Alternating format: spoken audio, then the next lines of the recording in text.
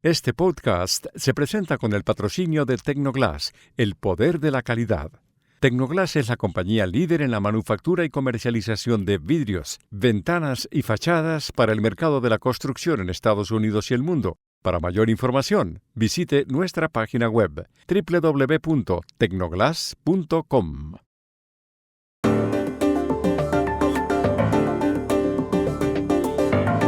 En la Argentina, el jefe de la entidad estatal que recauda los impuestos compró a escondidas 3 propiedades en Miami. ¿Cómo es la historia?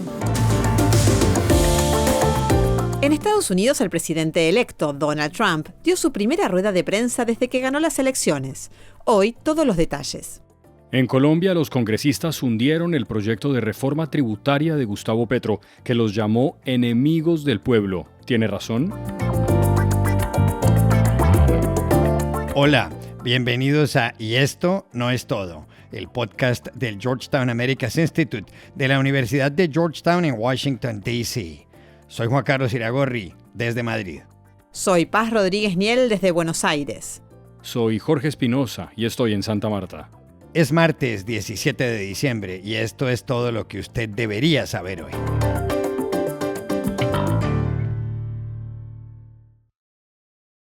Aquí en la Argentina, el diario La Nación publicó ayer una investigación que compromete a Andrés Vázquez, el jefe de la Dirección General Impositiva, la DGI, el órgano estatal a cargo de cobrar los impuestos. La investigación se relaciona con 3 apartamentos en Miami. Los inmuebles quedan en sitios exclusivos de esa ciudad de la Florida, 2 en Brickell Avenue y 1 en Collins Avenue. Por otra parte, en 2011, Andrés Vázquez fue investigado por el movimiento de casi $500,000 en cuentas en Curazao y Luxemburgo. Fue sobreseído. Vázquez fue nombrado jefe de la DGI en octubre por el presidente Javier Milei. ¿Qué es lo que ha encontrado sobre este funcionario La Nación y qué consecuencias tiene? Llamamos ayer a Buenos Aires al periodista que encabezó la investigación, Hugo Alconada Mon. Y lo que nosotros encontramos después de varios meses de investigación es que este señor Vázquez montó una estructura offshore con sociedades constituidas en Panamá, en las Islas Vírgenes Británicas, con un holding controlante, y él detrás de toda esta estructura que utilizó para comprar propiedades en Estados Unidos. Estamos hablando de al menos 3 inmuebles por al menos $2 millones, y que a su vez él, que tenía la obligación de reportar esto a las autoridades argentinas, como funcionario ante la Oficina Anticorrupción, que desde 1999 establece que todo nuevo funcionario y todo funcionario actual en funciones debe informar su patrimonio todos los años a la OA. Y por el contrario, también debe informarlo al propio organismo tributario que él lidera. Y lo que tenemos es que, según pudimos verificar, no lo informó ante la Oficina Anticorrupción y no lo habría informado ante la propia DGI. Con lo cual tenemos que el jefe de los cazaevasores evade. Esto, a su vez, está subsumido en una situación un poco más compleja, porque incluso hay funcionarios del propio gobierno que lo resisten y otros que lo apoyan. Y a su vez, este señor Andrés Vázquez es un hombre muy vinculado a los servicios de inteligencia. De hecho, se considera que sus padrinos, sus protectores, remiten precisamente al sector de la inteligencia argentina. Y para cerrar, ¿qué puede derivar de todo esto? Eventualmente una investigación penal por la omisión maliciosa de datos patrimoniales, por ocultarlos, o además una investigación por evasión tributaria, e incluso por presunto enriquecimiento ilícito, e incluso también por lavado de activos. Con lo cual es una situación muy incómoda para el propio Andrés Vázquez, titular de la DGI, como para el presidente Javier Milei, que lo designó en el cargo.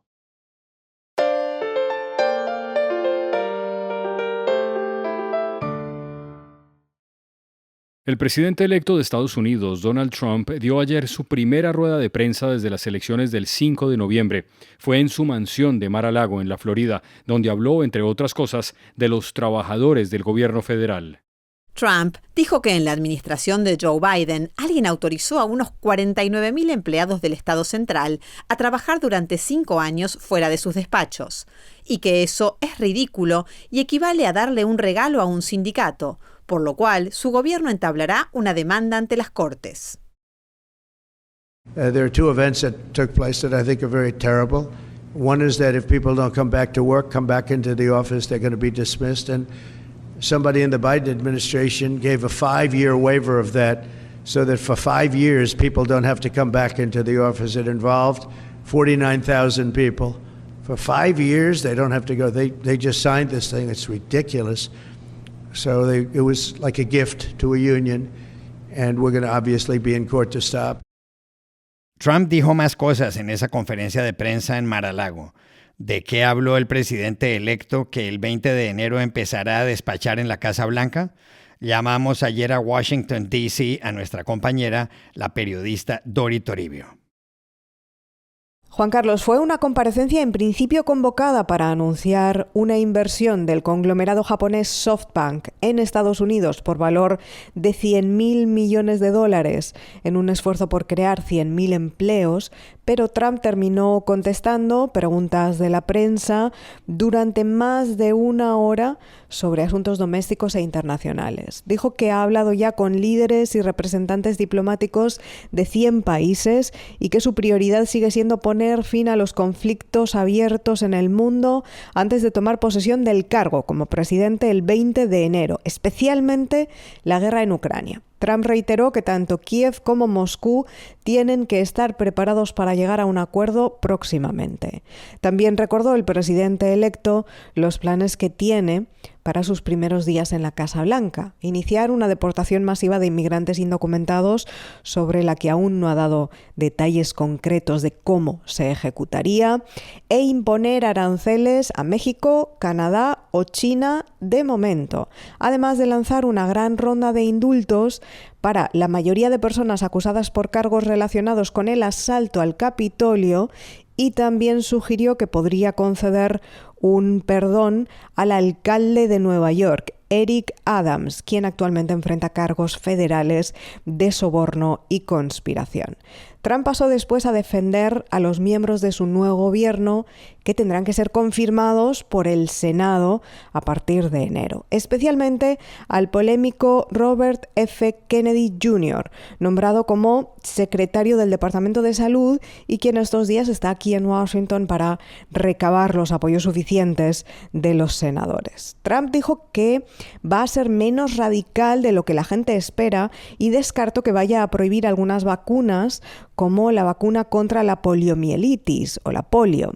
Sí dijo que Kennedy elaborará estudios sobre la relación entre las vacunas y el autismo, algo ampliamente desmentido por la ciencia, pero que Kennedy, dentro del movimiento antivacunas, ha difundido en los últimos años. Pero quizás lo más interesante de toda la comparecencia fue que Trump repitió varias veces que durante su primer mandato todo el mundo quería pelear con él o llevarle la contraria.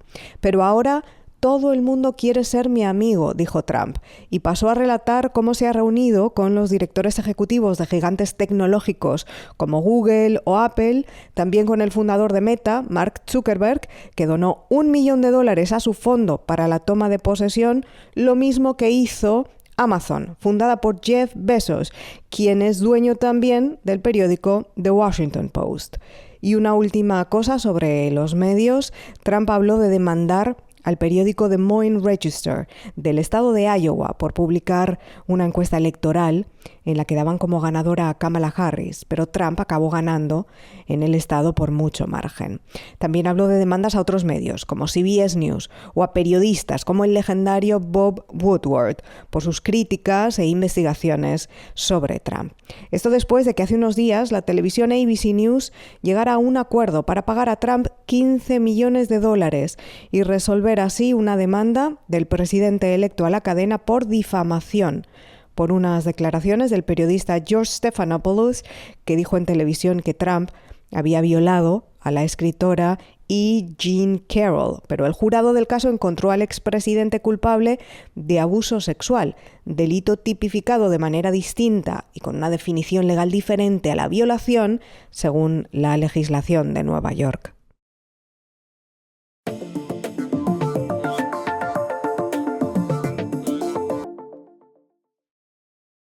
Este podcast se presenta por cortesía de Movistar Empresas, el aliado que está transformando y potenciando negocios en toda Hispanoamérica con soluciones digitales en cloud, IoT, seguridad, conectividad, Big Data y advertising. Movistar Empresas, siempre el camino seguro. Y este podcast también se presenta gracias al apoyo de Progreso, una compañía centroamericana líder en cemento, materiales y soluciones para la construcción, con unidades de negocio en los sectores de la construcción, el agro, la energía y el desarrollo inmobiliario, y con presencia en 7 países de América Latina. Si quieres saber por qué hay progreso en todo lo que hacemos, visita nuestra página web www.progreso.com. Estos no parecen ser días fáciles para Gustavo Petro. Para empezar, el pasado fin de semana el presidente de Colombia sufrió un revés cuando el abogado y escritor Daniel Mendoza desistió de aceptar la embajada en Tailandia, donde pensaba nombrarlo. Mendoza no tuvo más remedio que declinar el ofrecimiento ante la indignación que desató su posible nombramiento, todo por numerosos mensajes escritos por él hace poco en Twitter, hoy X, donde con lenguaje soez estimulaba incluso el abuso sexual de niñas menores de edad. El viernes, poco antes del desistimiento de Mendoza, Petro recibió otra noticia agridulce, cuando los senadores y los representantes a la Cámara hundieron su proyecto de ley de financiamiento o reforma tributaria. Horas antes, el presidente se había referido a esa posibilidad. Maldito el parlamentario que a través de las leyes destruye la prosperidad de su propia tierra, de su propio pueblo. Petro también dijo que los congresistas que rechazaron el proyecto de ley de financiamiento van en contra del pueblo colombiano. ¿Tiene razón? Para saberlo, llamamos ayer a Luis Fernando Mejía, el director de FEDesarrollo, importante centro de pensamiento con sede en Bogotá. No creo. Los congresistas que votaron en contra de esta ley de financiamiento en la Cámara Alta y en la Cámara Baja del Congreso de la República lo hicieron preocupados por los efectos negativos que habría generado una nueva reforma tributaria en los hogares y en las empresas del país. No hay que olvidar que esta habría sido la tercera reforma tributaria en los últimos 4 años. De hecho, la economía colombiana este año ha crecido por debajo del 2%, en parte justamente por los efectos de las últimas 2 reformas, la del 2021 y la del 2022, que fueron durísimas contra el aparato productivo y contra los hogares del país. Además, el presupuesto de este año no ha sido ejecutado de forma eficiente por el gobierno nacional, especialmente el rubro de inversión, que se refiere a las inversiones en infraestructura, las transferencias a los hogares, ha tenido la peor ejecución de los últimos 5 años.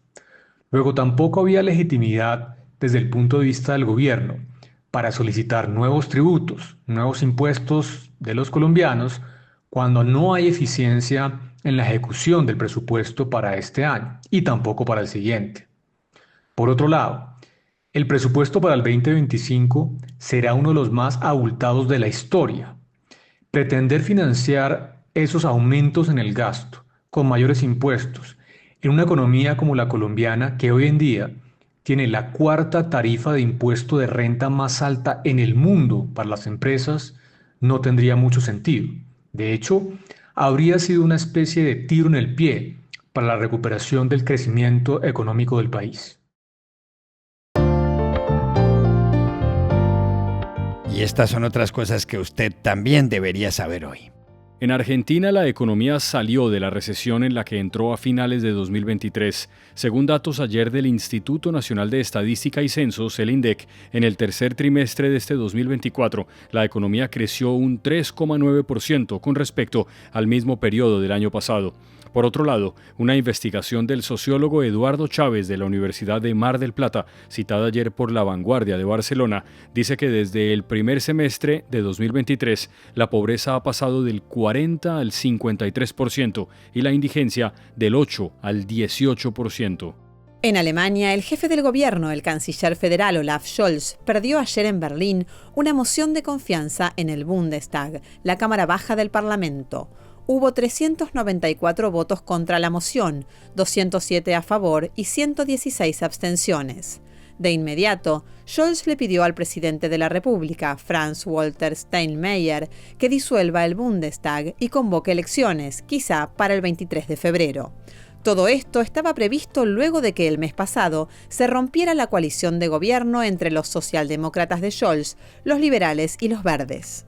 En España, Víctor de Aldama, el hombre a quien se investiga en Madrid por el supuesto pago de comisiones a cambio de contratos del Estado, dijo ayer en el Tribunal Supremo que entregó más de 3.400.000 euros en mordidas al ministro de Transportes entre 2020 y 2021, José Luis Ábalos, y a su asesor Koldo García. También afirmó, aunque sin aportar pruebas, que dio dinero al Partido Socialista Obrero Español, el PSOE, encabezado por el presidente del gobierno, Pedro Sánchez. De Aldama seguirá declarando en los próximos días. Algunas de sus comparecencias son explosivas. Y aquí termina Y esto no es todo, donde siempre habrá más. En la producción estuvo John F. Burnett. Y pueden suscribirse a este podcast en nuestro sitio web, y esto no es todo.georgetown.edu, seguirnos en nuestras cuentas de X y de Instagram, @y esto no es todo, y buscarnos en nuestro canal de YouTube. Gracias por oírnos. Chao. Hasta la próxima.